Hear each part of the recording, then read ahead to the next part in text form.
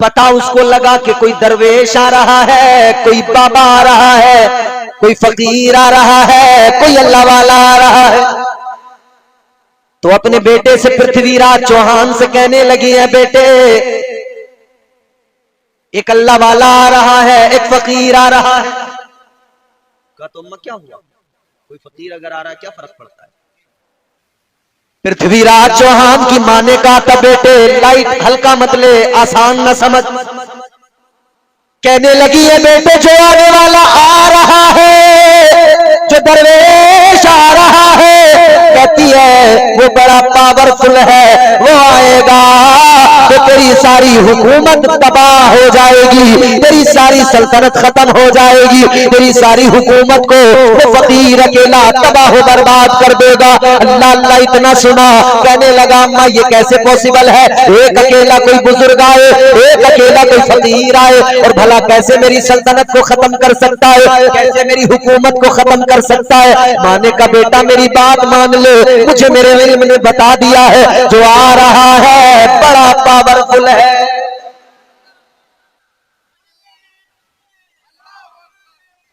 या रसूल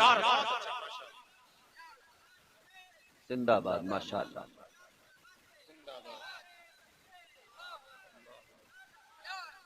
माशाअल्लाह इन्होंने हिम्मत की, अल्लाह ताला इनकी हिम्मत हौसले को सलामत रखे। आप लोग भी जब चाहें हिम्मत कर सकते हैं। कई बड़े बड़े तगड़े तंदुरुस्त आदमी बैठे पहलवान जी।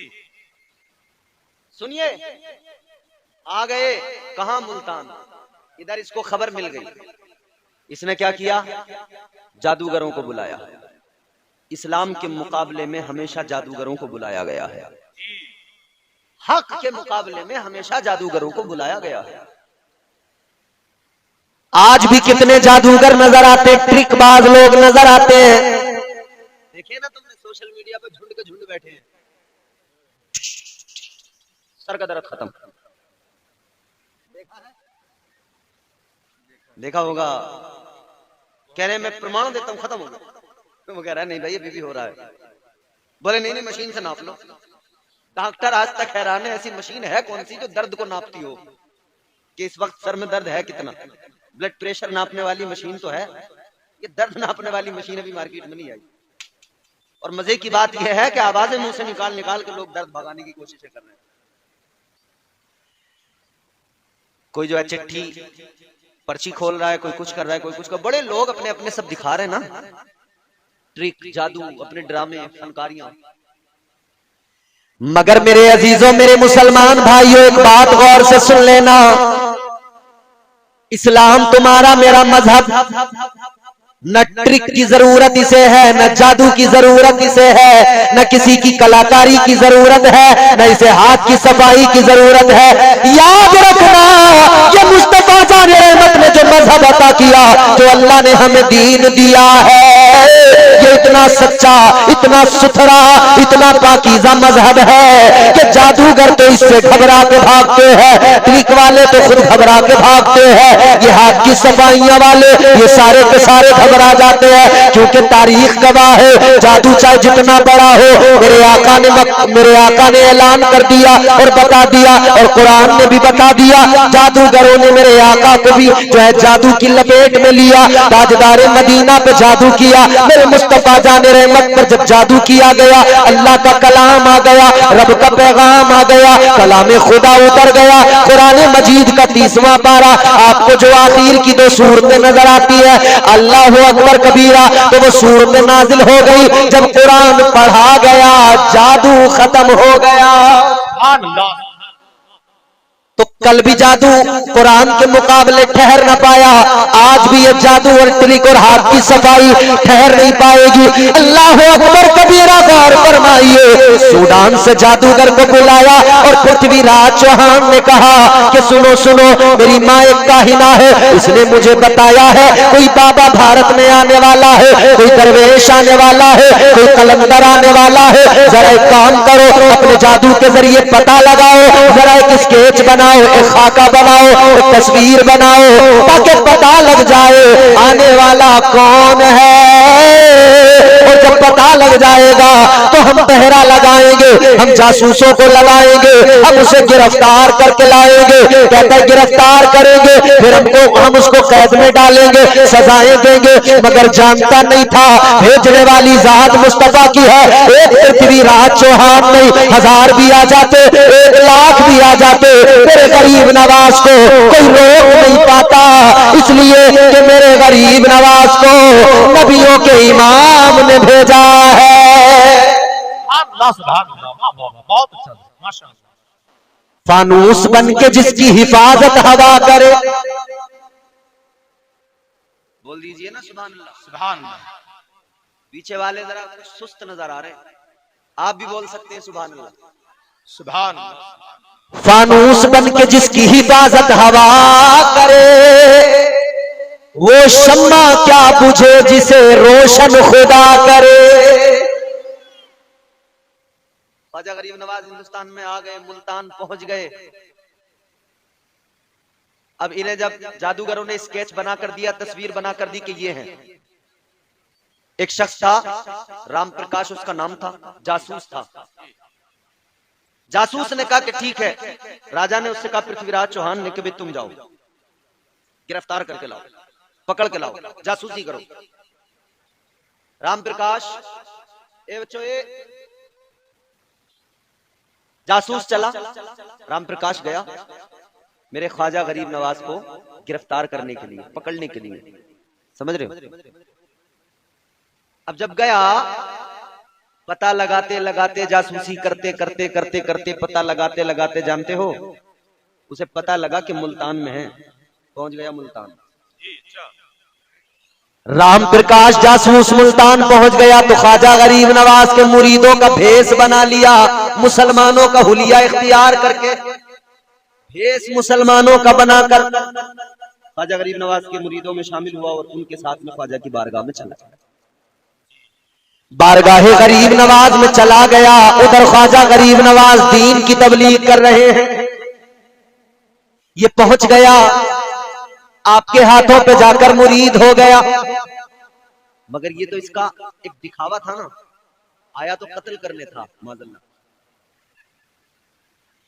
अब ख्वाजा गरीब नवाज की बारगाह में आया, कल इसने जो है जाहिरी तौर पर आपका मुरीद बन गया, मुसलमानों जैसा हुलिया बना लिया, वहीं रहने लगा। मौका तलाश कर रहा था, किस दिन मौका मिलेगा कि मैं पकड़ूं या कत्ल करूं। एक दिन गुजरा, दूसरा दिन गुजरा, तीसरा गुजरा, चौथा, पांचवा, 12 दिन गुजर गए। 12 दिन जब गुजर गए, 12 दिन गुजरने के बाद में इसे मौका 12 दिन तक जब नहीं मिला, फिर एक दिन इसे मौका मिला। समझ रहे हैं? 12 दिन गुजरने के बाद में जब मौका मिला, इसने ख्वाजा को अकेला पाया। अब जुमले इंशाअल्लाह आपके दिल को छुएंगे। अकेला पाया गरीब नवाज को, इसने मौके को गनीमत जाना, सोचने लगा आज नहीं छोड़ूंगा। खंजर हाथ में पकड़ा, अंदर को चला गया जहां ख्वाजा गरीब नवाज अल्लाह अल्लाह करने में मसरूफ है, जिक्र खुदा करने में मसरूफ है, इबादत करने में मसरूफ है, सर झुका है, दिल में याद खुदा है। पीछे से ये राम प्रकाश जासूस खंजर पकड़ के आया। ये जैसे ही अंदर आया, उधर मेरे ख्वाजा जो जिक्र खुदा में सर झुकाए बैठे हैं, इसने अंदर कदम रखा। ये अंदर आया, उधर मेरे ख्वाजा ने फरमाया, ये तो ख्वाजा की बारगाह में मुसलमानों जैसा हुलिया बना के आया था ना, इसका तो पता ही किसी को नहीं था कौन है। मगर जैसे ये अंदर आया, मेरे ख्वाजा ने फरमाया, आओ राम प्रकाश, कैसे आना हुआ। सुभान अल्लाह, सुभान अल्लाह। ताजदार अजमेर का इतना फरमाना हुआ, ये घबरा गया, पैरों के नीचे से जमीन निकल गई। सोच में पड़ गया, मैं तो यहाँ मुसलमान बन के आया था, ये तो मेरा नाम भी जानते हैं। ख्वाजा गरीब नवाज ने दूसरा झटका फिर दे दिया। दूसरा जुमला आपने फिर फरमाया, आपने फरमाया राम प्रकाश 12 दिन से मौका तलाश कर रहे थे, तुम्हें मौका नहीं मिल रहा था, आज मिला है। कांपने लगा आप तो। तीसरा जुमला मेरे ख्वाजा ने फिर फरमाया राम प्रकाश चलो देर क्या है, निकालो खंजर, आओ आगे करो अपना काम, जिस काम से आए हो वो काम पूरा करो। इतना सुना, अब तो मियां हालत ये हो गई, खंजर छूट गया, ख्वाजा के कदमों पे गिर गया, कहने लगा ख्वाजा आया था जासूसी करते हुए पहचान छुपाकर, लेकिन मेरे ख्वाजा आपकी बारगाह में आकर मुझे पता लग गया आपको अल्लाह ने वो पावर दी है, आप जाहिर नहीं देखते, आप तो दिलों के हाल जान लिया करते हैं, दिलों के हाल से बाखबर हो जाते हैं। कहने लगा मैं समझ गया, जब इधर मुस्तफा जाने रहमत के नवासे का ये आलम है तो फिर नबी ये आखिर ज़मा ताजदारे मदीना की शान क्या होगी। नाराए तकबीर, नाराए तकबीर, नाराए रिसालत, नाराए रिसालत। ख्वाजा का हिंदुस्तान, ख्वाजा का हिंदुस्तान।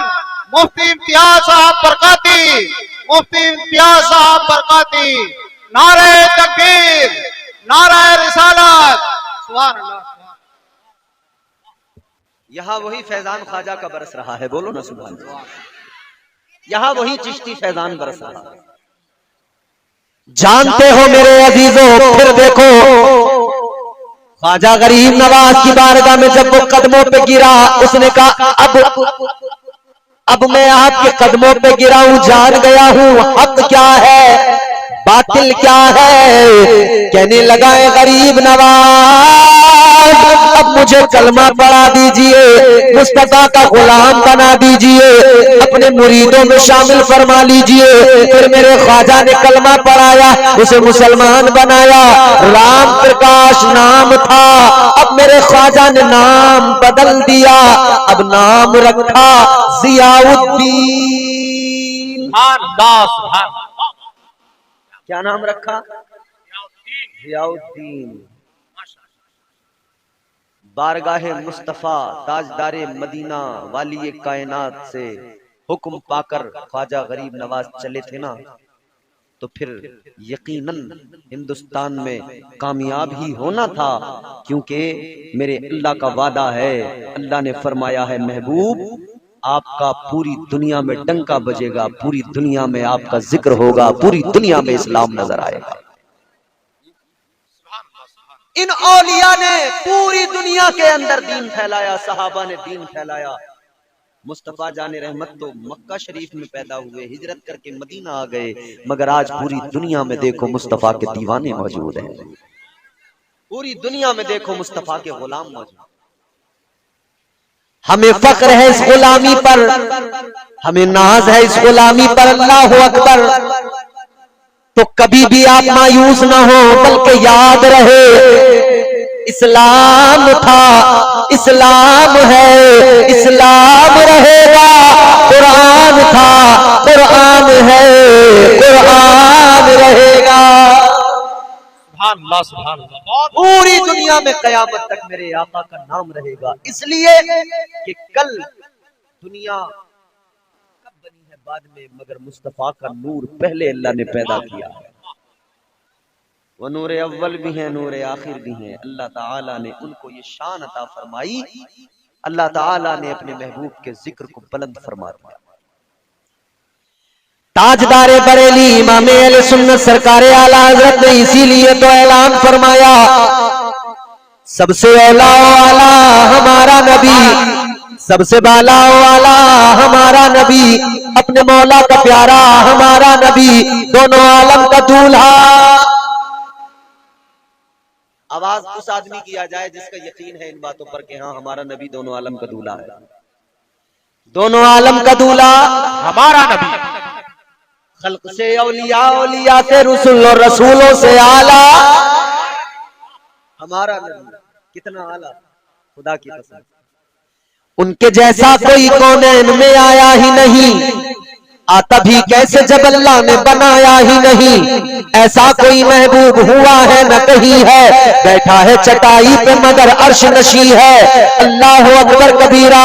मुस्तफा जाने रहमत के गुलामों ने सारी दुनिया में इस्लाम के लिए कुर्बानियां भी दी, मेहनतें भी की।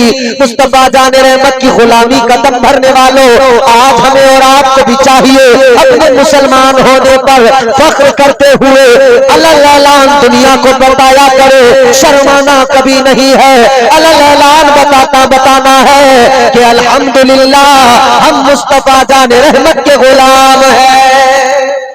नारे तकबीर, नारे रिसालत, मसलके आला हजरत आमदे सैयदी सरकार सोहेल मिल्लत। सुभान अल्लाह।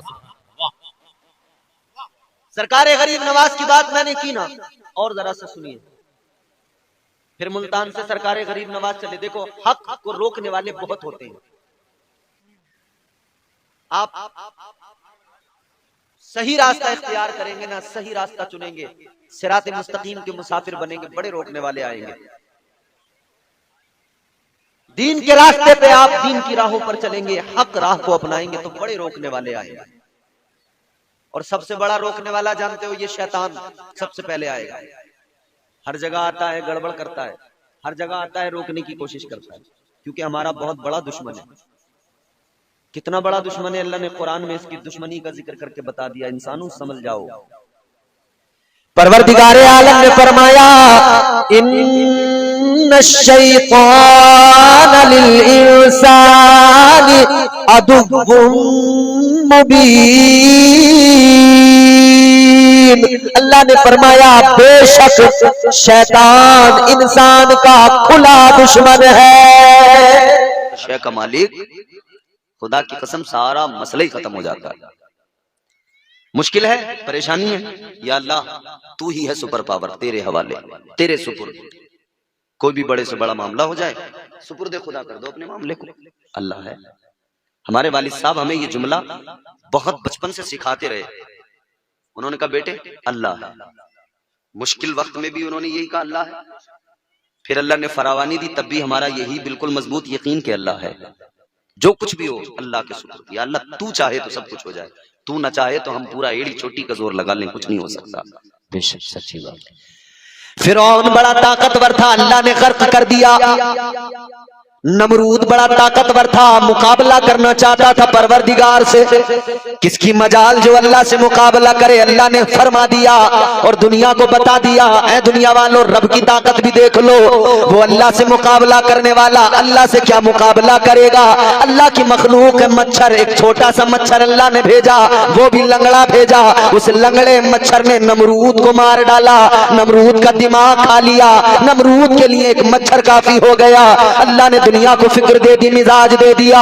याद रखना, अगर तुम्हारा रब मारने पे आए तो एक मच्छर से मार दे, और अल्लाह बचाने पे आए तो मकड़ी के जाले से हिफाजत फरमा देता है। सुभान अल्लाह। नाराए तकबीर, नाराए रिसालत, जश्न ईद मिलादुन नबी, सरकार की आमद, आका की आमद, हजरत अल्लामा मौलाना कारी इम्तियाज रजा बरकाती। नाराए तकबीर, नाराए रिसालत। बहुत अच्छा है। वो हमारा रब है, सब उसके इख्तियार में है। बात समझ रहे हैं आप मेरी? घुटने आपके कहीं नहीं जाएंगे, मेरी गारंटी है। अगर आप छोड़ दो तो इन्हें, कहीं जाए तो मुझसे लेना, तुम घुटने छोड़ के बैठ जाओ बस। वो परवरदिगार हमारा। तो आज भी इजराइल जो है बम बारूद गिरा रहा है, उधर फलस्तीनियों पे जुल्म कर रहा है, मगर फलस्तीनियों का ईमान देखो, उनका ईमान कितना मजबूत है। अगर डर की वजह से वो चाहते डर कर तो इजराइल से पनाह मांग लेते और उससे कहते कि भाई हमें माफ कर दो और हम जैसा तुम कहोगे तुम्हारे मातहत अपनी जिंदगी गुजारे। उन्होंने कर नहीं, उन्होंने ऐलान कर दिया वो कोई और होगा, अपना जो ईमान दे देगा, नबी का चाहने वाला नबी पर जान दे देगा। सुभान अल्लाह, सुभान अल्लाह। बहुत अच्छा, माशाअल्लाह, बहुत। आज भी वहीं पर बम गिराए जा रहे हैं। कल भी एक बादशाह आया था बख्ते नसर, उसने भी हमला किया था। बैतुल मुकद्दस पे हमला करके 1 लाख लोगों को कत्ल कर दिया था। 1 लाख लोगों को वहां से निकाल के भगा दिया था, इधर उधर शाम में बिखेर दिया था उनको, और 1 लाख लोगों को कैदी बना के ले गया था। तौरात के सारे नुस्खे उसने जला दिए थे। उसने तो यही सोचा था मैंने सब कुछ इनका खत्म कर दिया, शहर बर्बाद कर दिया, शहर को मिस्मार कर दिया। जो कैदी बना के लेके गया, उन कैदियों में अल्लाह के पैगंबर हजरत उज़ैर अलैहिस्सलाम भी मौजूद थे। उन्हीं कैदियों में हजरत उज़ैर अलैहिस्सलाम भी थे। आप बादशाह बख्त नसर की कैद में रहे, काफी वक्त गुजर गया, तकरीबन कोई काफी अरसा गुजरने के बाद में जब आप वहां से रिहा हुए तो आप एक गधे पे बैठकर, अपनी सवारी पे बैठकर बैतुल मुकद्दस आए। जब आपने आकर देखा बैतुल मुकद्दस में पूरा शहर, कोई नहीं वहां पे, कोई इंसान नहीं, कोई आदमी नहीं, पूरा शहर खाली है। टूटी फूटी इमारतें पड़ी हैं, खंडर बन गए वो घर लोगों के। मगर एक चीज देखी कि वहां पर लहलहाते दरख्त नजर आ रहे थे, उन दरख्तों पे फल नजर आ रहे थे, फलों से लदे हुए थे वो दरख्त। बाप बड़ा होता है या बेटा? बोलो भाई, कुछ शक है क्या इसमें भी? तुम्हारे यहाँ बेटे बड़े होते हैं क्या? बाप ही बड़ा होता है ना, तभी तो कहते हैं बेटा बाप बाप होता है। अक्सर लोग ये मुहावरा बोलते हैं कि बाप से पंगा, ये नौजवान खास तौर पे, बेटा बाप से पंगा ले रहे हो, बाप बाप होता है। मतलब क्या? मतलब बाप बड़ा होता है, तुमसे ज्यादा तजुर्बात होते हैं उसे, तुमसे ज्यादा उसने दुनिया देखी होती है, बाप बड़ा होता है। मगर मैं आपको वो बात बता रहा हूं, सुनो सेंद्री वालों, वो वाकया सुना रहा हूं कि जहां पे बाप की उम्र 40 साल है और बेटे की उम्र 118 साल है। अब तो आपका दिमाग की खिड़की खुल गई होगी, ये क्या बात बता रहे हैं? हजरत उज़ैर अलैहिस्सलाम ने जब आकर देखा फलों से लदे हुए हैं दरख्त, मगर कोई तोड़ने वाला ही नहीं है, कोई खाने वाला ही नहीं।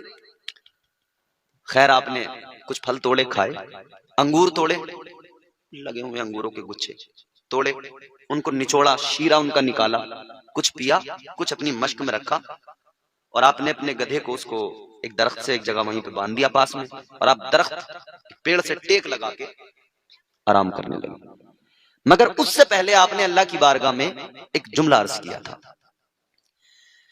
हजरत उज़ैर अलैहिस्सलाम ने जब दरख्तों पे फल देखे थे, शहर की हालत को देखा था, तो अल्लाह की बारगाह में अर्ज किया था कि या अल्लाह, क्या ये शहर कभी दोबारा भी आबाद हो सकता है? क्या इन दरख्तों के फलों को तोड़ने वाले भी यहां पर आबाद हो सकते हैं? या अल्लाह, इस शहर की सारी रौनक चली गई, सारी आबादी खत्म हो गई, या अल्लाह क्या यहां पर फिर से लोग आबाद हो सकते हैं? हजरत उज़ैर अलैहिस्सलाम ने इतना कहा, फल खाए, शीरा पिया, थोड़ा सा अपने साथ रखा, फल थैले में डाले, दरख्त से टेक लगाई, सो गए। नींद के ताल्लुक से फरमाया गया, नींद जो होती है ना अजीजों, जो रात को आप सोते हो ना, नींद हल्की मौत है, ये भी मौत है मगर हल्की। अल्लाह ताला का शुक्र अदा किया करो सुबह को बिस्तर से उठ के।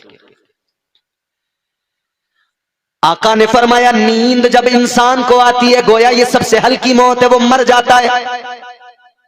इतना ही काफी है रब का शुक्र अदा करने के लिए कि बंदा अल्लाह की बारगाह में अर्ज कर दे, सुबह को उठे बिस्तर से, उसकी पाकी बयान करे, नमाज फजर अदा कर ले। क्यों? ये कह दे, या अल्लाह, मैं तो रात मर गया था, ये तो तेरा करम है, तूने मुझे सुबह को फिर नई जिंदगी अता फरमाई है। बेशक बेशक बेशक। कौन है जो रोज सुबह को नई जिंदगी अता करता है? वो तुम्हारा मेरा परवरदिगार है, वो खालिक़े कायनात है।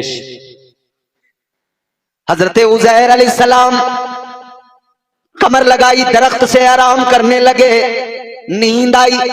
आप कितना सोते हैं? 5 घंटे 6 घंटे रात में, ज्यादा से ज्यादा सोएंगे।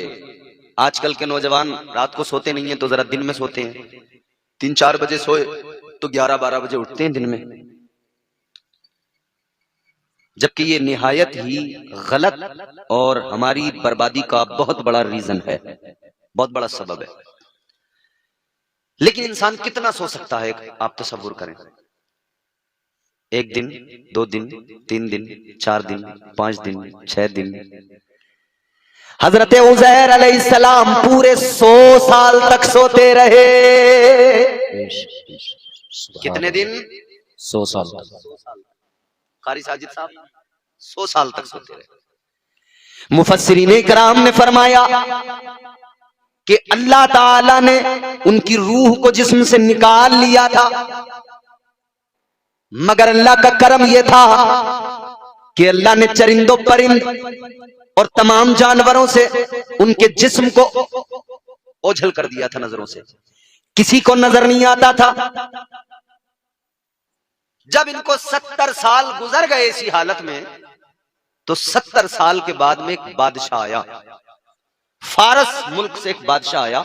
उसने आकर इस सरजमीन को देखा, इसकी खुशहाली को देखा, इसकी शादाबी को देखा, तो उस बादशाह ने लोगों को सारे जो इधर उधर बिखरे हुए थे जमा किया, इस शहर को आबाद किया, फिर से इमारतें बनी, फिर से ये शहर अपनी पूरी शानो शौकत के साथ आबाद हुआ। इजराइल सोच रहा है बम इतने गिराऊंगा बर्बाद कर दूंगा। हम बताना चाहते हैं कल भी एक बादशाह ने इस शहर को मिस्मार किया था, मगर ये अल्लाह ताला का पसंदीदा शहर है। अल्लाह ने इसको दोबारा फिर नई शान और शौकत से बसाया था। याद रख ले, तू मिट जाएगा, तेरा नामो निशान मिट जाएगा, तेरी नस्लें मिट जाएंगी, मगर बैतुल मुकद्दस उसी जगह पे बाकी रहेगा। सुभान अल्लाह, सुभान अल्लाह। नाराए तकबीर, नाराए रिसालत, मसलके आला हजरत, उलमाए अहले सुन्नत, नाराए तकबीर, नाराए रिसालत। फलस्तीन रहेगा, मस्जिद अक्सा वहीं रहेगी इंशाअल्लाह ताला।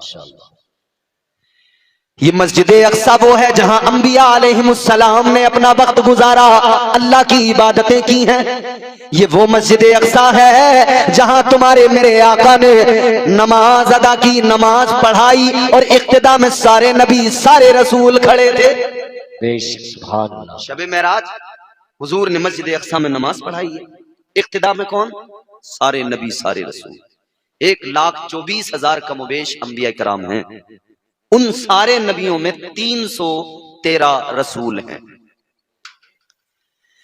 अजीजाने गिरामीउल कद्र, जरा जहन करीब करो, 70 साल हजरत उज़ैर अलैहिस्सलाम को उसी हालत में उधर गुजर गए। इधर बादशाह आया फारस का, उसने फिर से शहर को आबाद किया। अब फिर से लोगों ने इमारतें बनाई, फिर से लोगों ने बागात लगाए, फिर से वही शादाबी नजर आई, फिर से वही खूबसूरत शहर आबाद हो गया। 100 साल का अरसा गुजर गया। हजरत उज़ैर अलैहिस्सलाम को सोते सोते फिर अल्लाह ने दोबारा जिंदगी अता फरमाई। आप बेदार हुए, आपको अल्लाह ने 100 साल बाद में जिंदा फरमाया। जब आपने उठकर देखा, वो जो गधा आपका बंधा हुआ था वो मर गया, हड्डियां भी गल सड़ गई, खत्म। लेकिन थैले में देखा तो फल आज भी उसी मजे के साथ बाकी थे, फल कोई खराब नहीं हुआ। मश्क में शीरा देखा, बिल्कुल सही और सालिम, मजा भी खराब नहीं हुआ। अल्लाह ताला ने फरमाया उज़ैर ये बताओ कितना सोए? आपने अर्ज किया मौला सुबह को सोया था, शाम के वक्त में उठ गया, दिन से कुछ कम सोया। कितना बता रहे हैं अल्लाह? 1 दिन भी नहीं सोया, उससे भी कुछ कम सोया हूं।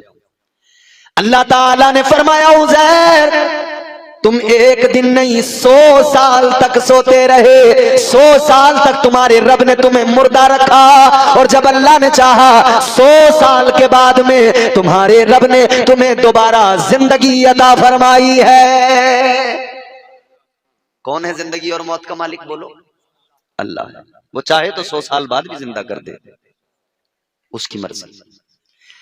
वो नवाजने पे आए तो नवाज दे जमाना, वो नवाजने पे आए तो नवाज दे जमाना।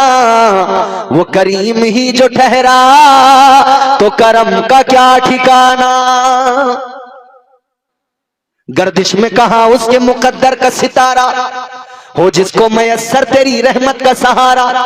तन्हा है अकेला है तू यकता है अहद है, गैरत तेरी करती नहीं शिरकत को गवारा। हक ये है कि तुझ बिन कोई माबूद नहीं है तेरे सिवा कौन मददगार हमारा। बोलो अल्लाह है ना हम सबका मालिक, अल्लाह ही इज्जत देने वाला है ना। इस जलसे में बैठे हो, अपनी किस्मतों पे नाज करो। शैतान उठा उठा के तो लेके जाएगा तुम्हें, मैं भी देख रहा हूं, कई को पकड़ के ले गया कान में क्या ए भैये, ओ भैये शैतान आ रहा तेरे पास पास।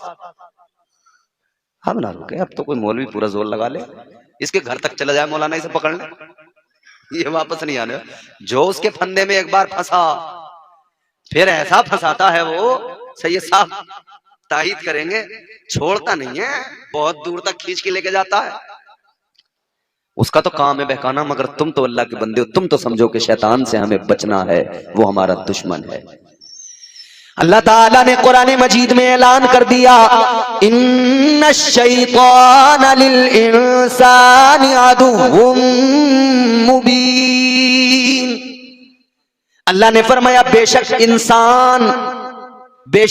शैतान इंसान का खुला दुश्मन है। कैसा दुश्मन है? खुला दुश्मन। तो भैया खुले हुए दुश्मन से ज्यादा मोहतात रहना या छुपे हुए से? खुले हुए से रहना है ना।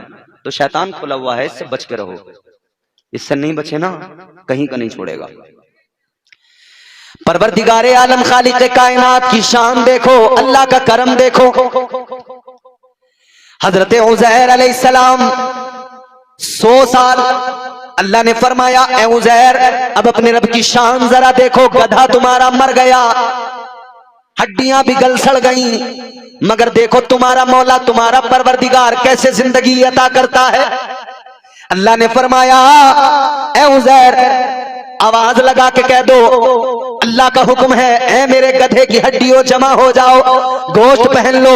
अल्लाह ताला ने हजरत उज़ैर अलैहिस्सलाम की आंखों के सामने वो गधा जो गल सड़ गया था, खत्म हो गया था, अल्लाह ने उसे हजरत उज़ैर अलैहिस्सलाम की आंखों के सामने उसकी हड्डियों को जमा किया, हड्डियों को गोश्त पहनाया, और देखते देखते लम्हों में वो गधा जिंदा हो गया। अल्लाह ने उसे भी जिंदा कर दिया। अब हजरत उज़ैर अलैहिस्सलाम शहर की तरफ गए। आपने शहर में जाकर देखा लोग रह रहे हैं, शहर आबाद है। आप उस मोहल्ले में गए जहां पे आपका घर होता था। आपने उस मोहल्ले में जाकर देखा एक बूढ़ी औरत है, आंखों से अंधी है, नाबीना, मफलूज है, फालिज है। उसको आपने उस औरत से पूछा, ए बूढ़ी खातून क्या ये उज़ैर अलैहिस्सलाम का घर है? कहने लगी हाँ उज़ैर अलैहिस्सलाम का घर तो है, मगर वो रो के कहने लगी कि 100 साल हो गए उन्हें गायब हुए, आज तक उनका पता नहीं लगा, पता नहीं क्या हुआ उनका। हजरत उज़ैर अलैहिस्सलाम ने फरमाया, ए बूढ़ी औरत मैं जो तेरे सामने खड़ा हूं मैं ही उज़ैर हूं। वो कहने लगी मैं कैसे मान लूं? कहती है उज़ैर अलैहिस्सलाम अगर अल्लाह की बारगाह में दुआ किया करते थे तो अल्लाह उनकी दुआ को कबूल करता था। चलो मान लूंगी, मगर पहले मेरे लिए दुआ करो, अल्लाह मेरी आंखों में रोशनी दे दे, अल्लाह मेरी फालिज को दूर कर दे। हजरत उज़ैर अलैहिस्सलाम से कहती है फिर मान लूंगी। आपने अल्लाह की बारगाह में हाथ उठाए, हजरत उज़ैर अलैहिस्सलाम दुआ करने लगे, ए मेरे मौला, ए परवरदिगार, इस बूढ़ी औरत की आंखों में नूर अता कर दे, या अल्लाह इसकी बीमारी को खत्म कर दे, या अल्लाह इसके फालिज को दूर कर दे। इधर हजरत उज़ैर अलैहिस्सलाम ने दुआ फरमाई, उधर अल्लाह ने दुआ को कबूल किया, उस औरत की आंखों में रोशनी भी आ गई, अल्लाह ने उसकी बीमारी को भी दूर फरमा दिया। अरे देखो तो जरा अल्लाह की कुदरत के जलवे, अल्लाह की कुदरत को जरा जानो तो सही। बुढ़िया बिल्कुल तंदुरुस्त हो गई, ठीक हो गई। अब जो इसने देखा कि हाँ वाकई तुम उज़ैर अलैहिस्सलाम, आपने फरमाया कि कहां है सारे सब मेरे घर वाले, जरा मुझे मिलाओ उनसे। उसने कहा मेरे साथ चलो। हजरत उज़ैर अलैहिस्सलाम को लेकर गई एक ऐसी जगह पर जहां पर ये सारे लोग बैठे हुए थे, इनके खानदान वाले भी थे और भी थे, वहां लेकर गई। वहां जाकर इसने कहा कि लोगों ये देखो उज़ैर अलैहिस्सलाम आए हैं। अब जो भी देखे मानने को तैयार नहीं, जो भी देखे मानने को क्यों? क्योंकि जब अल्लाह ताला ने इनको नींद के आलम में 100 साल तक यूं रखा था। उस वक्त में जब ये पेड़ से टेक लगा के सोए थे ना, 40 साल उम्र थी उस वक्त। कितनी? जोर से। 40 साल की, दाढ़ी बिल्कुल काली थी। और जब 100 साल के बाद में अल्लाह ने फिर से जिंदा किया ना, तो 40 ही साल उम्र थी, दाढ़ी फिर भी पूरी काली थी, उम्र फिर भी 40 साल ही थी। समझ रहे? खालिक़े कायनात के नूर की तजल्ली है। उस तजल्ली, उस जलवे से नूर मुस्तफा बना। बिल्कुल इस तरह समझें जैसे सूरज चमकता है, उसकी किरणें फैलती हैं और दुनिया को रोशन करती हैं। किरणें उसी सूरज की हैं, रोशनी उसी सूरज की है, तजल्ली उसी सूरज की है, जलवे उसी सूरज के हैं। मगर उसी सूरज के जलवों से रोशनी तो फैलती है, मगर उसकी रोशनी में उस सूरज पे कोई फर्क नहीं पड़ता। इसी तरह से रब के नूर के जलवों और तजल्ली से नूर मुस्तफा बना है। मगर इसका मतलब ये नहीं कि खुदा के नूर पे कोई फर्क आया है या खुदा का नूर कुछ कम हुआ है। खुदा का नूर वही है, मगर नूर मुस्तफा जो बना है वो रब के नूर के जलवों से पैदा किया गया है। नूर मुस्तफा पैदा हो गया। ये तख्लीक नूर मुस्तफा सबसे पहली तख्लीक है, सबसे पहली तख्लीक है। हजरत जाबिर सहाबी मुस्तफा हैं, बारगाह रिसालत माब में आकर कहते हैं, या रसूल अल्लाह, अल्लाह ने सबसे पहले किस चीज को पैदा फरमाया? सबसे पहले अल्लाह ने क्या बनाया? ताजदार मदीना वाली ये कायनात मुस्तफा जाने रहमत ने फरमाया, ऐ जाबिर सुनो, मुझे मेरे रब के इज्जत व जलाल की कसम, ऐ जाबिर, अल्लाह ताला ने सारी कायनात से पहले तुम्हारे आका यानी मुझ मोहम्मद के नूर को पैदा फरमाया। सबसे पहले नूर मुस्तफा बना तो सबसे पहले, मगर लिबासे बशरियत में हुजूर दुनिया में जब आए तो खातिमुन नबीयीन बन के आए, सारे नबियों के बाद में तशरीफ लाए। नूर मुस्तफा बना तो पहले है, लेकिन आका दुनिया में आए सबके बाद में, सारे अंबिया के बाद में। लिबासे बशरियत में अल्लाह ने दुनिया में भेजा, परवरदिगार आलम ने लिबासे बशरियत में दुनिया में महबूब को भेजा, सारे अंबिया के बाद। सबसे पहले अल्लाह ने जब इंसानियत का आगाज किया तो हजरत आदम को पैदा फरमाया, नबुव्वत और रिसालत और अपनी खिलाफत अता फरमाई। परवरदिगार आलम खालिक कायनात ने सबसे पहले हजरत आदम को नबूवत से सरफराज फरमाया। इसका मतलब ये नहीं कि मेरे नबी को नबूवत बाद में मिली, बल्कि इसका मतलब ये बशर बना के दुनिया में भेजा। पहले बशर की शक्ल तश्कील हुई तो हजरत आदम का वजूद मसूद। हजरत आदम अलैहिस्सलाम को अल्लाह ताला ने सबसे पहले पैदा फरमाया।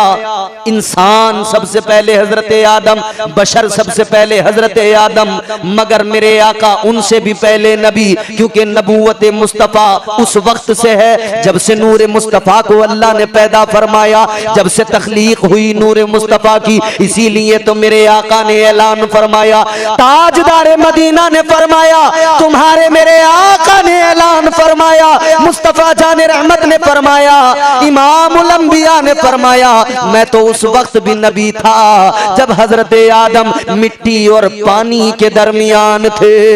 यानी जब हजरत आदम का गारा तैयार हुआ, हजरत आदम का वजूद बनाने के लिए मिट्टी को गूंधा गया। आका फरमाते हैं, मैं उस वक्त भी पैगंबरे खुदा था। उस वक्त भी आका खातिमुन नबीयीन थे, उस वक्त भी आका नबी थे, खातिमुन नबीयीन थे। अजीजा ने गिरामीउल कद्र जरा गौर फरमाइए, ये मेरे मुस्तफा का नूर है। अब आगे चलिए, हजरत आदम पहले बशर, पहले इंसान दुनिया में तशरीफ लाए, अल्लाह ने पैदा फरमाया। अल्लाह ताला ने कुरान मजीद में ऐलान फरमाया, परवरदिगार ने फरमाया, व इज़ क़ाला रब्बुका लिल मलाइकति इन्नी जाइलुन फिल अर्द खलीफा।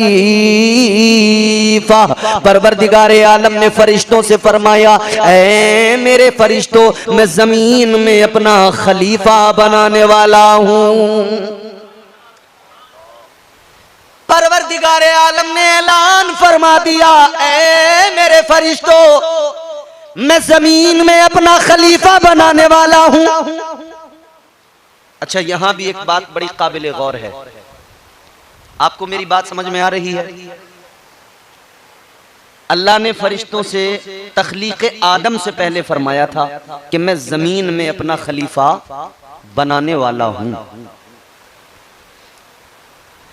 ये तो बात क्लियर हो गई। आदम बने बाद में बात क्लियर अल्लाह ने पहले फरमा दी कि आदम अलैहिस्सलाम को जमीन की खिलाफत अता की गई है, खिलाफत अर्जी फिल अर्द खलीफा। तो जब हजरत आदम को अल्लाह ने बनाया भी नहीं था, फरिश्तों से जिक्र किया था, तब फरमा दिया था जमीन में अपना खलीफा बनाने वाला हूं। बात तो बिल्कुल क्लियर थी कि हजरत आदम को बनाएगा परवरदिगार, मगर जमीन की खिलाफत अता फरमाएगा, जमीन हजरत आदम को अता फरमाएगा। मगर अल्लाह ने जब हजरत आदम को बनाया तो फौरन जमीन पर नहीं भेजा, बल्कि अल्लाह ने पहले हजरत आदम को जन्नत में दाखिल किया। पहले परवरदिगार ने हजरत आदम अलैहिस्सलाम को जन्नत में भेजा। अल्लाह अकबर, गौर फरमाइए, हजरत आदम को जन्नत में अल्लाह ने रखा। हजरत आदम जन्नत के अंदर है। अब दिलचस्प बात सुनिए, हजरत आदम जन्नत के अंदर है। हजरत आदम की नजरों के सामने जन्नत की बहारें हैं। हजरत आदम की नजरों के सामने जन्नत की खूबसूरती है, जन्नत के नजारे हैं, जन्नत की रौनकें हैं, जन्नत की बहारें हैं, जन्नत की आसाइशें हैं, जन्नत की नेमतें हैं, जन्नत के मेवे हैं, जन्नत के फल हैं, जन्नत की नहरें हैं, जन्नत के बागात हैं। हजरत आदम अलैहिस्सलाम जन्नत के अंदर है, लेकिन फिर भी मेरे अजीजों, हम जिन्स कोई नहीं, अकेले आदमी, अकेले बशर, दूसरा कोई आदमी नहीं है, इंसान नहीं है। और इंसान की फितरत में ये चीज अल्लाह ने शामिल की है कि वो अपने हम जिन्स लोगों के दरमियान रहता है। आप अपने घर में बिल्ली पाल लेते हैं, कई लोग घर में कुत्ता पालते हैं, पालते हैं कि नहीं? गाड़ियों में कुत्ते बैठे हुए देखे होंगे आपने। बाहर जा रहे हैं तो गाड़ी में पीछे से कुत्ता मुंह चमका रहा है। कई इंसानों को वो इज्जत नहीं मिलती जो इस दुनिया में कुत्तों को मिल जाती है। तो किसी की ठाट बाट और इज्जत देखकर कभी मुतासिर मत होना। दुनिया में तो इज्जत कुत्तों को भी मिल जाती है, दुनिया में ऐशो आराम की जिंदगी तो कुत्तों को भी मिल जाती है। ये कोई कमाल नहीं है इंसान के लिए, ये तो कुत्तों को भी मिल जाता है। मगर मेरे अजीजों, जरा तवज्जो फरमाइए, इंसान कुत्ता भी पालता है, बिल्ली भी पालता है, जानवर पालता है, भैंस भी पालता है, बैल भी पालता है, गाय भी पालता है, घर में रखता है। मगर आपने देखा है कि किसी कुत्ते ने किसी इंसान को घर में रख लिया हो अपने और पाला हो उसको? किसी बैल ने किसी इंसान को अपने साथ रखा हो, उसे पाला हो? नहीं। इंसान जानवर को तो पालता है, मगर जानवर कभी इंसानों को नहीं पालते।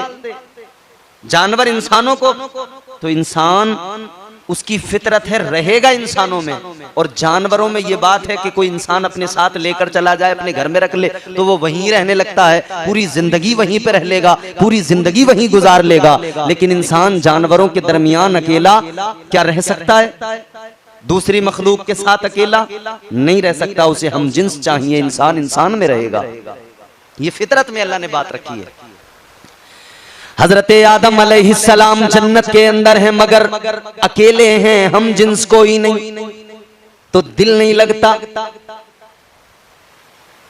एक अजीब सी इस्तिराबी कैफियत है, दिल नहीं लगता है। अल्लाह ताला की शान, वो तो आलिमुल गैब व शहादा, सब जानने वाला। परवरदिगारे आलम ने इंतजाम फरमाया, हम जिन्स को पैदा फरमाया। अल्लाह ताला ने सबसे पहले हजरत आदम के लिए हम जिन्स जो पैदा किया वो क्या औरत को पैदा फरमाया? अल्लाह ने हजरत हव्वा को पैदा फरमा दिया। जन्नत में हजरत आदम सो रहे हैं, आराम फरमा रहे हैं, अल्लाह ने हजरत हव्वा को पैदा कर दिया। जनाबे हजरत आदम अलैहिस्सलाम ने आंख खोल के देखा तो जनाबे हव्वा को पाया। हजरत हव्वा को अपने करीब जब पाया, जनाबे हजरत आदम ने देखा आंखें खोलकर। आपने फरमाया कौन हो तुम? कहा मेरा नाम हव्वा है, मैं औरत हूं। अल्लाह ने मुझे आपके लिए पैदा किया है। अब हम जिन्स को देख लिया तो दिल को सुकून मिला, अच्छा लगा, कैफियत बदली। दिल चाहा के हाथ लगाएं, जी चाहा के हाथ बढ़ाएं। हजरत हव्वा को छूना चाहते हैं, हाथ बढ़ाया है, मगर अल्लाह ने फरमाया आदम अभी नहीं छूना है, अभी हाथ नहीं लगाना है। अर्ज करने लगे मौला तूने तो मेरे लिए पैदा फरमाया, ऐ मेरे परवरदिगार जब मेरे लिए पैदा किया तो मैं हाथ क्यों नहीं लगा सकता? ऐ मौला छू क्यों नहीं सकता? अल्लाह ने फरमाया आदम पहले मेहर अदा कर दो, मेहर अदा करके छूना है, मेहर अदा करके हाथ लगाना है। अर्ज करने लगे मौला क्या दूं, मेरे पास क्या है? ऐ अल्लाह क्या दूं, मेरे पास क्या है? कौन सा खजाना मेरे पास है जो दे दूं? अल्लाह ने फरमाया ऐ आदम तुम्हारा महर कोई खजाना नहीं है, तुम्हारा महर कोई सोना चांदी नहीं है। ऐ आदम सुनो, तुम्हारा महर दौलत का अंबार नहीं है। अल्लाह ने फरमाया महर बस इतना सा है। आदम एक काम करो, मेरे महबूब पर दुरूद पाक पढ़ दो, तुम्हारा महर अदा हो जाएगा।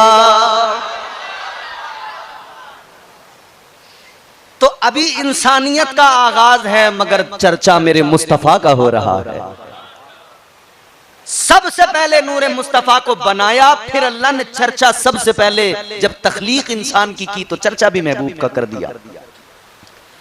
परवरदिगारे आलम ने फरमाया दुरूद 10 मरतबा मेरे हबीब पे पढ़ो, महर अदा हो जाएगा। अब एक जुमला गौर से सुन लो और बहुत गौर से सुनना। आपका इमाम, आपका आलिम दीन, आपके महल्ले का, आपकी बस्ती का, आपके इलाके का कोई हाफिज, कोई मौलवी, कोई आलिम, कोई इमाम, कोई मुदर्रिस, कोई कारी जब दुआ के लिए हाथ उठा रहा है तो वो दरमियान में ये भी पढ़ रहा है इन्नल्लाह व मलाइकतहू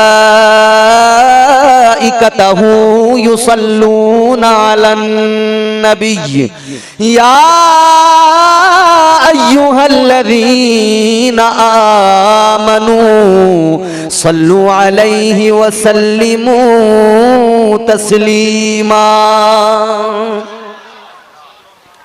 इमाम ने ऐसे पढ़ा, आपने फौरन दुरूद पढ़ना शुरू कर दिया, अल्लाहुम्मा सल्ली अला सय्यिदिना व मौलाना मुहम्मद। आपने फौरन दुरूद पढ़ दिया। लेकिन यहां एक अजीब बात यह होती है कि आपने दुरूद पढ़ा, इम्तियाज बरकाती ने पढ़ा तो मौलाना हुसैन को अच्छा लगा, खुश हो गए। इमाम साहब ने पढ़ा तो मुझे अच्छा लगा, मैं खुश हुआ। आप सब ने पढ़ा, सब खुश हुए, अच्छा लगा। मगर कई लोगों को यहीं से दिक्कत हो गई। अरे मियां अल्लाह से मांग रहे हो, बीच में ये क्या दुरूद तुमने शामिल कर दिया? ये क्या बीच में नबी पे दुरूद पढ़? अरे अब हम तुझे बताते हैं,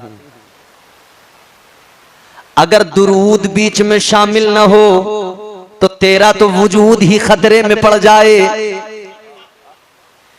हजरत आदम और हव्वा का जो निकाह है, उस निकाह के दरमियान में महर दुरूद मुस्तफा है। उस निकाह के दरमियान में महर दुरूद मुस्तफा है। तो पता लगा ऐ इंसान, तेरा खमीर जो बना है उसकी वजह दुरूद मुस्तफा है। तेरा खमीर जो बना है उसकी वजह दुरूद मुस्तफा है। अब अगर तू अपने बाप का एहसानमंद है हजरत आदम का, तो हजरत आदम ने दुरूद पढ़ा था। अगर एहसानमंद है बाप का तो दुरूद पढ़ना सीख ले, वरना जान ले बाप का गद्दार दुनिया दुनिया में कोई भी हो उसे जलील ही किया जाता है, उसे बेइज्जत ही किया जाता है। बाप के गद्दार को दुनिया में इज्जत नहीं मिलती है, बल्कि दुनिया उसे लानतें भेजती है। यही वजह है जितने वफादार हैं नबी पे दुरूद पढ़ते हैं, जितने गद्दार हैं उन सब पे दुनिया लानतें भेजती नजर आती है। नारे तकबीर, नारे रिसालत। तो हम तो अपने बाप के वफादार बेटे हैं, जो बाप ने किया बेटे कर रहे हैं। और बाप ने यूं ही नहीं किया था अपनी मर्जी से, ऐसा भी नहीं है। बाज लोग सोचते हैं कि जो अब्बा ने किया वही करेंगे। अब अब्बा अगर चोरी करते थे तो क्या बेटा भी चोरी करेगा? है? वो कहते जी नहीं नहीं ये तो मेरे अब्बा का काम है, मुझे करना ही करना है। अब्बा अगर पत्ते खेलते थे तो क्या बेटा पत्ते खेलेगा? अब्बा अगर सट्टा लगाते तो क्या? हर जायज पसंदीदा काम ऐन शरीयत के मुवाफिक हो तो अपने बाप के नक्शे कदम पर चलो और उस काम को करो। और नाजायज और हराम काम अगर बाप करता है, बाप को भी रोको, खुद भी उसके करीब न जाओ। मगर मेरे अजीज एक बात तो ये होती है कि बाप कुछ करे तो बेटा देख के करे, मगर यहाँ तो सिस्टम ये है कि बाप को अल्लाह ने हुक्म दिया है। हमारे बाप नस्ले इंसानी के बाप हजरत आदम, उन्हें हुक्म अल्लाह ने दिया है। उनसे तो रब ने कहा है आदम दुरूद पढ़ो, आदम महबूब पे दुरूद पढ़ो।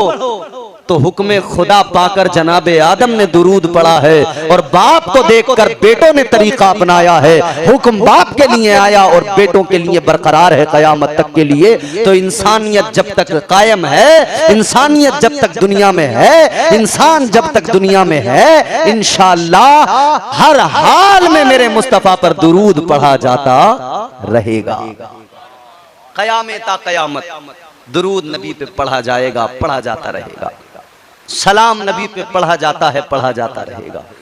क्योंकि हम दुरूद और सलाम पढ़कर अपने आका की बारगाह में भी ये गुलदस्ता पेश करते हैं और ये अल्लाह का शुक्र भी अदा करते हैं, मौला तूने अपना महबूब हमें अता फरमा दिया, अपना हबीब तूने दिया, ये तो हमारे लिए बड़ी खुशनसीबी। तो फिर हम इसीलिए तो कहते हैं फज़ले रब्बुल उला और क्या चाहिए। इसमें करंट आ रहा है, इसमें फज़ले रब्बुल उला और क्या चाहिए। फज़ले रब्बुल उला और क्या चाहिए। फज़ले रब्बुल उला और क्या चाहिए। मिल गए मुस्तफा और क्या। नारे तकबीर, नारे रिसालत, शहीदे करबला। मिल गए मुस्तफा और क्या चाहिए। आप भी जरा हुजूर से मोहब्बत का इजहार करें और अल्लाह का शुक्र अदा करें और मेरे साथ मिलकर पढ़ें फज़ले रब्बुल उला। पढ़िए जरा झूम के पढ़िए फज़ले रब्बुल उला। फज़ले रब्बुल उला क्या चाहिए। फज़ले रब्बुल उला और क्या चाहिए। मिल गए मुस्तफा और क्या चाहिए। मिल गए मुस्तफा और क्या। और भर के झोली मेरी मेरे सरकार ने। भर के झोली मेरी मेरे सरकार ने। भर के झोली मेरी मेरे सरकार ने। मुस्कुरा कर कहा और क्या चाहिए। चाहिए, मुस्कुरा कर कहा और क्या। फज़ले रब्बुल उला मिल गए मुस्तफा, यकीनन और क्या चाहिए, हुजूर मिल गए, सब कुछ मिल गया। दामने मुस्तफा जिनके हाथों में है, जोर से कहिए, दामने मुस्तफा जिनके हाथों में है, दामने मुस्तफा जिनके हाथों में है, उनको रोज़े जज़ा और क्या चाहिए, उनको रोज़े जज़ा और क्या। मिल गए मुस्तफा और क्या।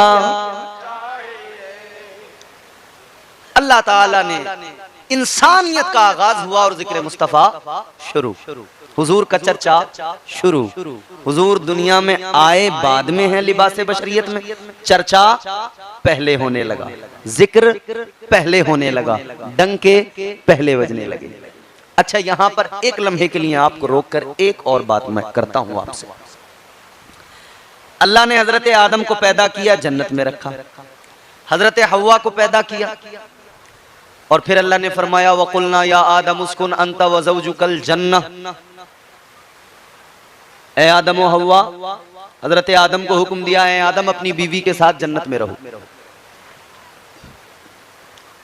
मगर काबिले गौर बात यह है, अल्लाह ताला ने हजरत आदम अलैहिस्सलाम को पैदा किया, फिर जन्नत में रखा, पैदा किया फिर जन्नत में दाखिल किया, मगर हजरत हव्वा को अल्लाह ने पैदा ही जन्नत के अंदर किया। हजरत हव्वा को पैदा ही जन्नत के अंदर। अब यहां ये बात समझिए कि मर्द जन्नत में पैदा नहीं हुआ, औरत को अल्लाह ने जन्नत में पैदा किया। मर्द को अल्लाह ने जन्नत में पैदा नहीं किया, मगर औरत को अल्लाह ने जन्नत में पैदा किया। क्या मतलब? अल्लाह के हर काम में हिकमत है। क्यों अल्लाह ने ऐसा किया? क्यों बिलाखिर हजरत हव्वा को अल्लाह ने जन्नत में पैदा किया?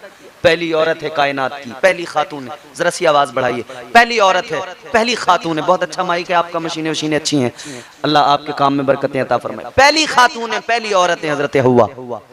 अल्लाह ने पैदा किया कहां? कहां बोलो, जोर से बोलो, तवज्जो है ना आपकी? थके तो नहीं है? तो जरा हाथ उठा के कहें सुभान अल्लाह। परवरदिगारे आलम खालिक़े कायनात रब्बे लम यज़ल व ला यज़ाल ने हजरत हव्वा को जन्नत में पैदा किया, पहली औरत को जन्नत में पैदा किया। क्या मतलब? अब चलो जरा मुफस्सिरीन इकराम की बारगाहों में जवाब मिल जाएगा। जवाब ये होगा कि अल्लाह के हर काम में हिकमत है। अल्लाह ने औरत को जन्नत में पैदा किया तो कई वजहें हैं, कई वजूहात। अब मैं एक दो वजह बयान करता हूं, फिर जल्दी अपना सफर आगे बढ़ाता हूं। अल्लाह ताला ने हजरत हव्वा को यानी पहली औरत को जन्नत में पैदा किया। मुफस्सिरीन फरमाते हैं पहली वजह तो ये कि अल्लाह ने औरत को जन्नत में पैदा किया कि जब औरत की आंख खुले उसकी निगाहों के सामने जन्नत की बहारें हो। जब औरत की आंख खुले उसकी नजरों के सामने जन्नत के हसीन नजारे हो, उसकी नजरों के साथ सामने जन्नत की चमन आराइयां हो, उसकी निगाहों के सामने जन्नत का हुस्न हो, उसकी निगाहों के सामने जन्नत का वो सुकून हो, वो करार हो। अल्लाह ताला ने औरत को जन्नत में पैदा करके औरत को मिजाज दिया। मेरी माँ बहनें बैठी हैं, बहुत गौर से ये जुमला सुनेंगी।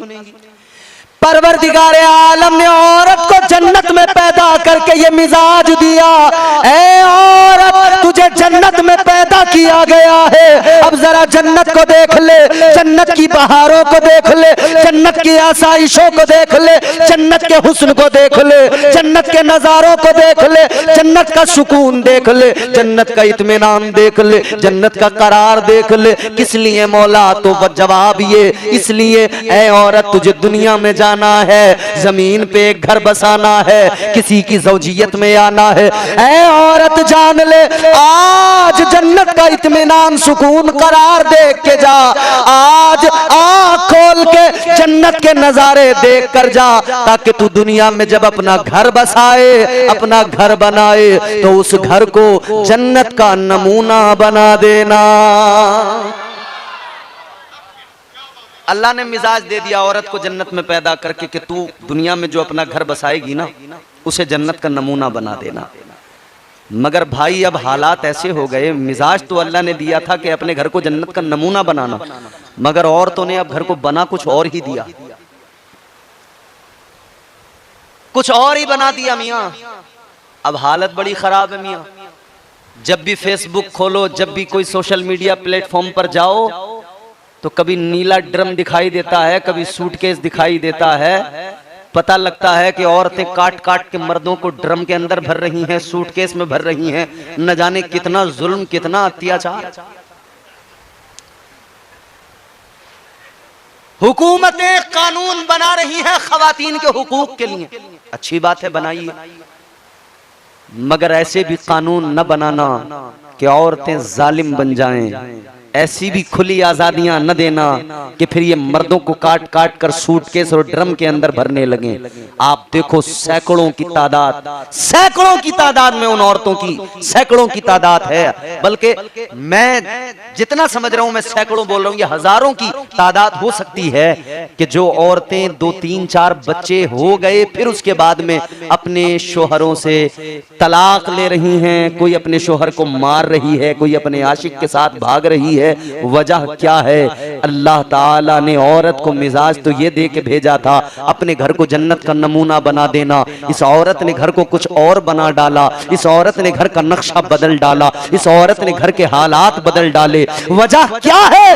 वजह यह है दुनिया की आवारगी ने और इस आवारा मिजाजी ने इस मुआशरे को इतना खराब कर दिया कि अब औरत अपने शोहर के हुकूक को पामाल कर रही है। औरत अपने घर को जन्नत का नमूना बनाना तो दूर है, बल्कि उस घर को उसने मुकम्मल तौर पे दोज़ख की तरह बना रखा है। अल्लाह खैर फरमाए। मैं चाहता हूं मेरा पैगाम पहुंचे और जहां तक पहुंच जाए और दुनिया को बताना चाहता हूं, जमाने वालों, आज भी वक्त है इस्लाम के उसूल, इस्लाम के नजरियात, इस्लाम के कवायद अपनाइए। इस्लाम के उसूल अपनाओगे तो इंशाअल्लाह पूरी दुनिया में सुकून आएगा, पूरी दुनिया में लोगों के दिलों में इत्मीनान आएगा, पूरी दुनिया में नजरियात बदलेंगे, ये बदअमनी बेचैनी दूर होगी। इस्लामी निजाम लाकर देखिए, ये औरतों के मर्दों पे जुल्म करना और ये मर्दों का औरतों पे जुल्म करना सब खत्म हो जाएगा। जो निजाम इस्लाम ने पेश किया है, अगर औरत फॉलो करेगी इस्लाम को, वो घर को जन्नत का नमूना बनाएगी।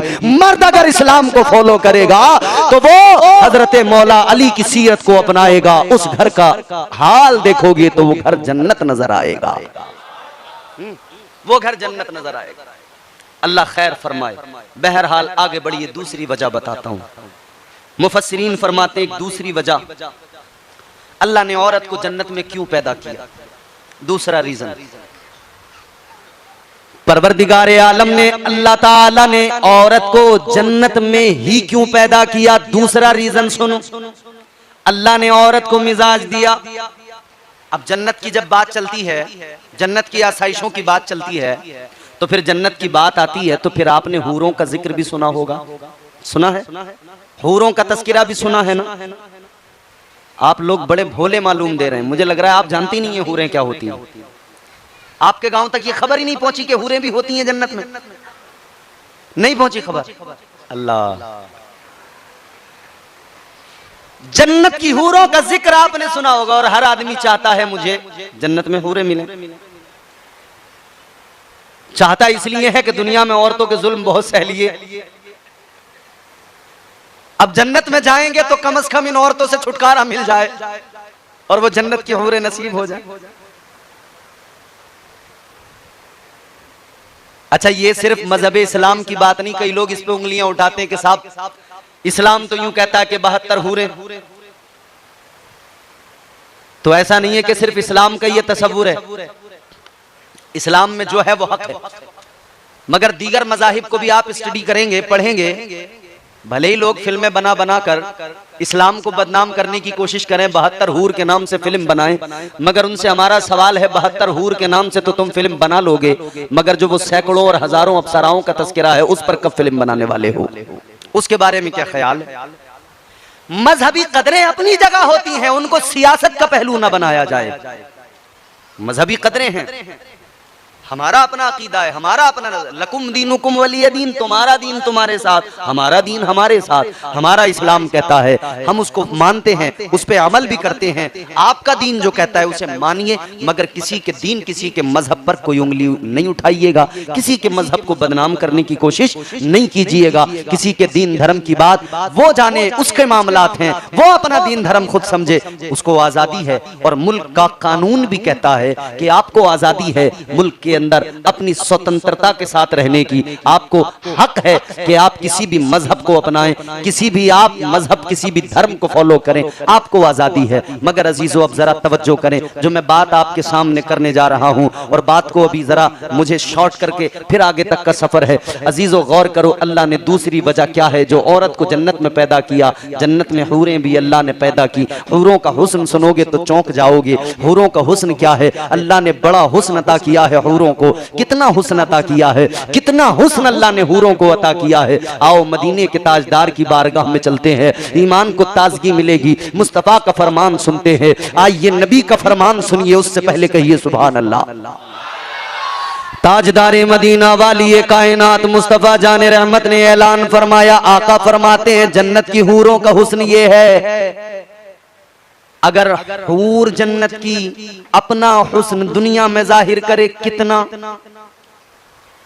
फरमाया गया अगर जन्नत की हूर दुनिया में सिर्फ अपने हाथ की हथेली जाहिर कर दे, सिर्फ अपना एक हाथ दुनिया में जाहिर कर दे, अगर अल्लाह ताला हूर के हुस्न का इतनी सी झलक, इतनी सी झलक अल्लाह दुनिया में दिखा दे, तो फिर फरमाया गया उसकी चमक, उसकी तजल्ली, उसका हुस्न ऐसा होगा कि चांद की चांदनी फीकी पड़ जाएगी, सूरज की रोशनी फीकी पड़ जाएगी, ऐसा हुस्न। मगर अल्लाह ने जन्नत में हूरों को रखा है, जन्नत में हूरें हैं, अल्लाह ने दुनिया में औरत को भेजा बाद में, पहले जन्नत में रखकर हूरों को दिखाया।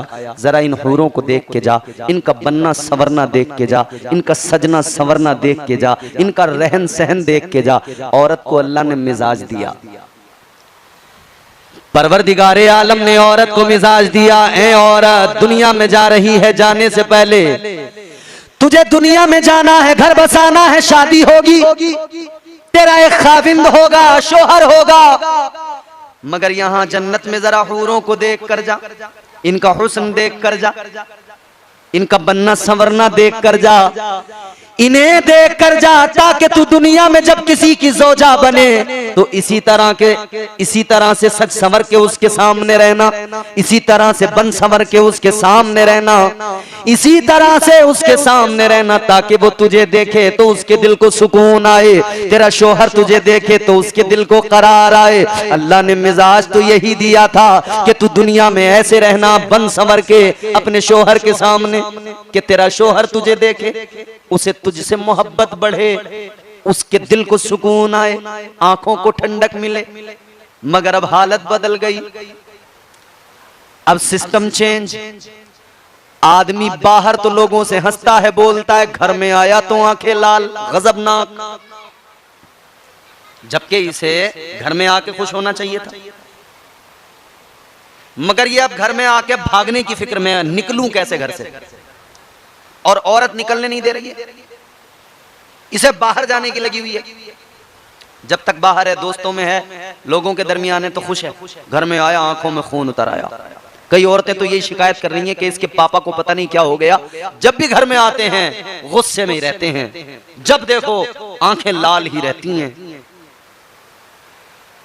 मगर ये शिकायत करने वाली कभी ये नहीं सोचती कि ये आखिर घर में आके इतने गुस्से में रहता क्यों है। इस पर अगर गौर कर ले तो सारा मामला ही सही हो जाए, दुरुस्त हो जाए। औरत अगर इतनी सी तवज्जो कर ले कि मेरा शोहर घर में आकर उसका मिजाज क्यों तब्दील हो जाता है, तो पता लग जाएगा। सिस्टम चेंज ये हो गया कि औरत को जैसा शोहर के सामने रहने का हुक्म अल्लाह ने दिया था, ये वैसा शोहर के सामने रहती ही नहीं। घर के अंदर तो इसे रात दिन लड़ाई झगड़े हैं, सास से झगड़ा है, नंद से झगड़ा है, भाभी से झगड़ा है, कभी देवरानी से झगड़ा है, कभी जेठानी से झगड़ा है। आदमी थका हारा घर में आया, इसने अपनी कैसेट शुरू कर दी, इसने सारी दास्तान सुना डाली, अभी बैठकर इसने सुकून से पानी भी नहीं पिया था, ये पूरी तरह से बस लग गई, इसने सारी दास्तान जो सुनाई, इसका दिमाग खराब हो गया। औरत को चाहिए था क्या कि वो शोहर को पहले बिठाती, उससे प्यार की बातें करती, जरा सा उसे खुश करती कि उसके दिल को सुकून आता। घर के अंदर आया है थका हारा तो उसको घर में आकर सुकून मिलता, मगर हालत गैर है, अजीब मामला है। और दूसरी बात ये कि अल्लाह ने तो मिजाज दिया था शोहर के सामने बन संवर के रहना, यानी ये जो बनना संवरना है जिसको आज के जमाने में मेकअप कहते हैं, इसका हुक्म अल्लाह ने दिया था सिर्फ इतना कि अपने शोहर के सामने मेकअप करके जा। मगर हालात ये हैं, घर के अंदर औरत शोहर के सामने रहेगी तो गंदी रहेगी, और जब कहीं जाएगी तो बेहतरीन कपड़े पहन के जाएगी, मेकअप करके जाएगी। शोहर के सामने गंदी, दुनिया के सामने मेकअप में। ये उल्टा कर दिया तो दिक्कतें पैदा होने लगी। सिस्टम को अगर आप बदलोगे तो दिक्कतें आएंगी। अलगरज इतना जान लो, अल्लाह ताला ने जो मिजाज दिया है उस मिजाज को अपना कर उसी के मुताबिक जिंदगी गुजारो, आगे बढ़ो। इंसानियत को अल्लाह ताला ने फिर फरोग दिया हजरत आदम और हव्वा के जरिए। अब अल्लाह ने इंसानियत को फरोग